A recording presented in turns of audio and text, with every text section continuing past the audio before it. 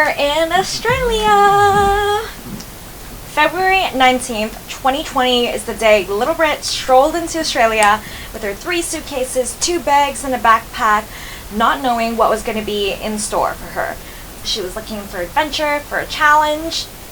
It has been exactly that. Deciding to pick up my entire life and move here was the best decision I made in my life, and 365 days later, I am here in Melbourne. You may notice that I am recording this in a hostel, and that's because I have been living in this room for the past month and a half since I've arrived. I moved to Melbourne because I'm a city girl, and I wanted to be in a place where I can finally settle down for a bit and stop the nomadic life of, you know, moving somewhere, packing up your bags within a month and a half and going somewhere new all the time.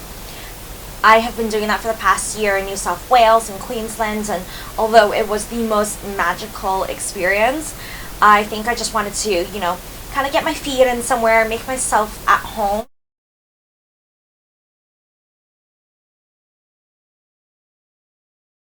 The highlights. Honestly, this again has been the best and most adventurous year of my life so far. I think it has to do in part because I've knocked off so many bucket list items. I did all the quintessential Australian things like snorkeling the Great Barrier Reef, feeding and petting kangaroos and koalas. I also had an aerial vision over the Great Barrier Reef, stunning. I got to travel pretty much across multiple different states, New South Wales, Queensland, and now Victoria.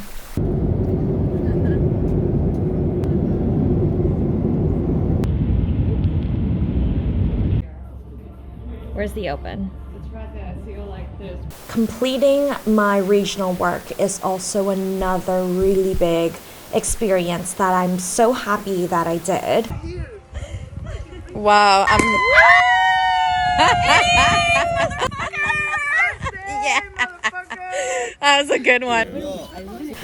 It was hard, but I made some of the best friends there on the farms. We had such amazing experiences and memories, and it really allowed us opportunities to go and travel and see more of Australia. So a major milestone for me is completing those 88 plus days and also getting my second year visa, securing that, which means it's opening the door to so many more experiences across this beautiful country. Now, with any new experience and challenge, that goes without saying that it's not all smooth sailing. I definitely had some challenges along the way. Number one, don't get comfortable. I really think that the state of the world during this time really emphasizes that statement of not getting comfortable, because everything changes at such a quick pace. You never really know what to expect, and it's also really hard to plan. Anyone who knows me knows I am super with a schedule, likes to know what I'm going to be doing this week, next week, the month later, and maybe a few months in advance. I used to have a 5 and 10 year plan. Those are out the window. You can plan to go to Sydney for Christmas and spend the holidays with all your friends, and then there's a COVID outbreak and you know that you're going to be moving to Melbourne for the new year, but if you go to Sydney for 10 days, then you have to quarantine for 14.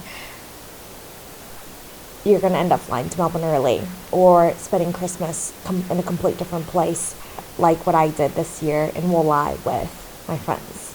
It turned out to be the best Christmas ever, but you just gotta be flexible.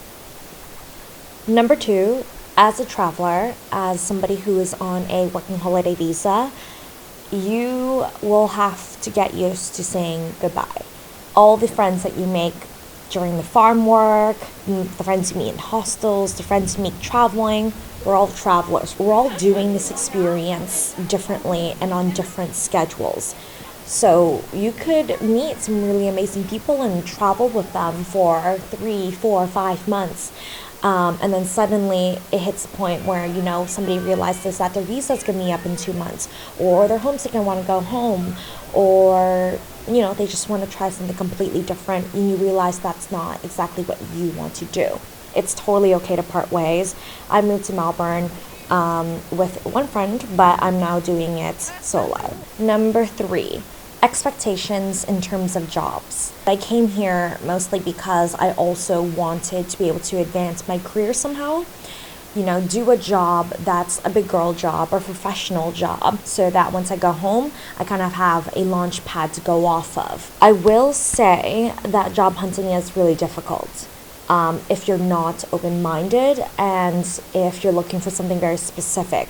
Now, in my case, I hopped into hospo right away as soon as I got here, started working at a restaurant in Port Melbourne. Fast forward 3 months, still at the job, but I was looking at other job opportunities in the meantime. There are a lot of different ways you can find a job, whether that be through Seek, whether that be through Facebook pages. Surprisingly, the Melbourne Bartending Exchange is a huge hospitality page that helps connect a lot of employers to employees, employees to employers, vice versa. I've also been looking at LinkedIn. LinkedIn is really great because there are jobs listed on there that you won't see anywhere else on pages like Seek. Number 4, and this is the one that I find has been the most helpful for me so far, is through recruiting companies. If I land a position with a reputable company or name in Victoria or Australia, then it makes me more of a desirable candidate to other companies when I look for different jobs. Overall, wouldn't think that I would be here for longer than a year. I was supposed to be home by now, but I'm really happy with the way things have turned out, and I'm hoping I can stay in 104 Melbourne for the remainder of my second year visa. So fingers crossed COVID permits it and that I land a really good job. Thanks for listening.